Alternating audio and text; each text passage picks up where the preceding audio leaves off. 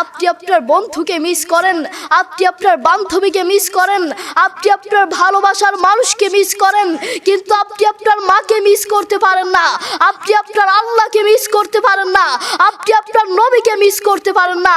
মনে রাখবেন, আপনি মানুষ হতে পারেন না, ঠিক কিনা?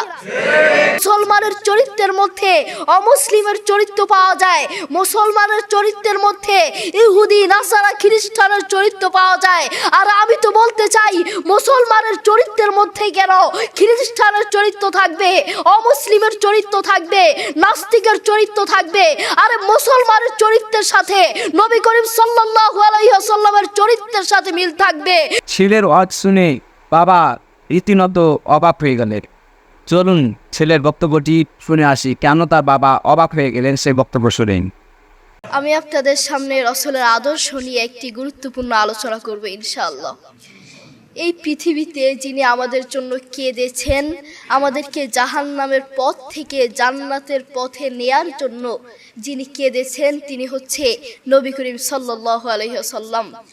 যিনি আমাদেরকে হারাম পথ থেকে দ্বীনের পথে আনার জন্য কষ্ট করেছেন, কেঁদেছেন, তিনি হচ্ছে নবী করিম সাল্লাল্লাহু আলাইহি ওয়াসাল্লাম। তার বাস্তবতা দেখুন। একদিন রাসূল সাল্লাল্লাহু আলাইহি ওয়াসাল্লাম সেজদায় পড়ে কাঁদতে লাগলেন।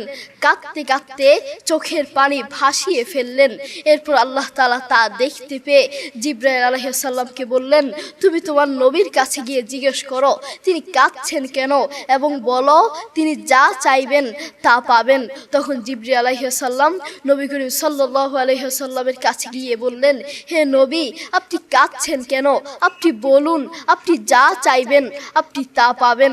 তখন রাসূল সাল্লাল্লাহু আলাইহি ওয়াসাল্লাম কাঁদতে কাঁদতে বললেন, আমি আমার পরিবারের জন্য কাঁদছি না, আমি আমার সন্তানদের জন্য কাঁদছি না, আমি আমার মায়ের জন্য কাঁদছি না, বাবার জন্য কাঁদছি না, আমি কাঁদছি আমার উম্মতকে জাহান্নামের পথ থেকে, জাহান্নাম থেকে মুক্তি দেওয়ার জন্য।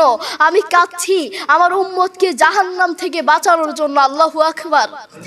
দেখেছেন, আপনার নবী আপনার জন্য এত কষ্ট করেছেন, আপনাকে জাহান্নাম থেকে বাঁচানোর জন্য এত কষ্ট করেছেন, কেঁদেছেন।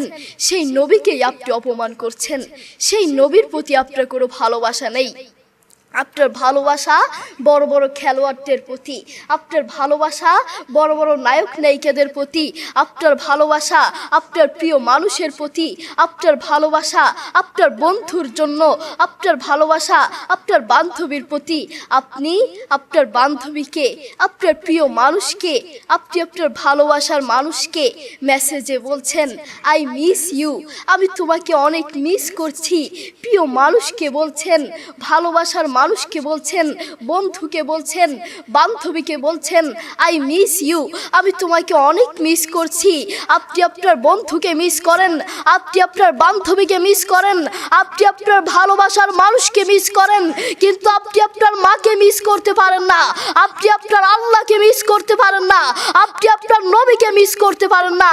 মনে রাখবেন, আপনি মানুষ হতে পারেন না, ঠিক কিনা? প্রিয় ভাই, আপনি অনুসরণ করছেন কাদেরকে? বড় বড় খেলোয়াড়দেরকে। আপনি অনুসরণ করছেন কাদেরকে? বড় বড় নায়ক নায়িকাদেরকে।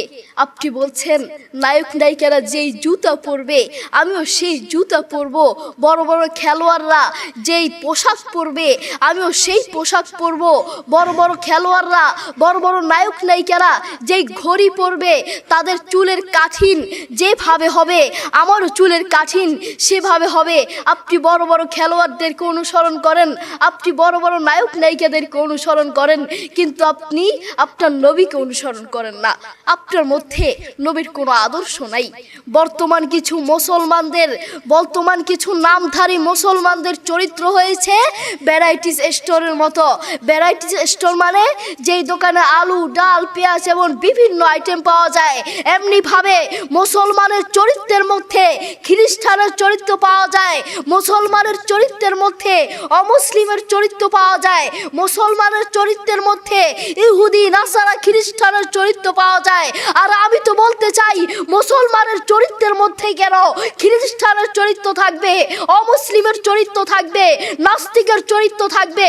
আরে মুসলমানের চরিত্রের সাথে নবী করিম সাল্লাল্লাহু আলাইহি ওয়াসাল্লামের চরিত্রের সাথে মিল থাকবে, মুসলমানের চরিত্রের সাথে সাহাবীদের চরিত্রের সাথে মিল থাকবে, মুসলমানের চরিত্রের সাথে তাবেঈদের চরিত্রের সাথে মিল থাকবে, ঠিক কি না? মাশাআল্লাহ বন্ধুরা, বড় ছেলের বক্তব্য সত্যি চমৎকার। সেই কারণে তার বাবা অবাক হয়ে গেছেন তার বক্তব্য শুনে। ভিডিওটি ভালো লাগলে অবশ্যই লাইক, কমেন্ট, শেয়ার করবেন, চ্যানেলটিকে সাবস্ক্রাইব করে রাখবেন। আবার নেক্সট ভিডিও দেখা হবে। আসসালামু আলাইকুম ওয়া রাহমাতুল্লাহি ওয়া বারাকাতুহু।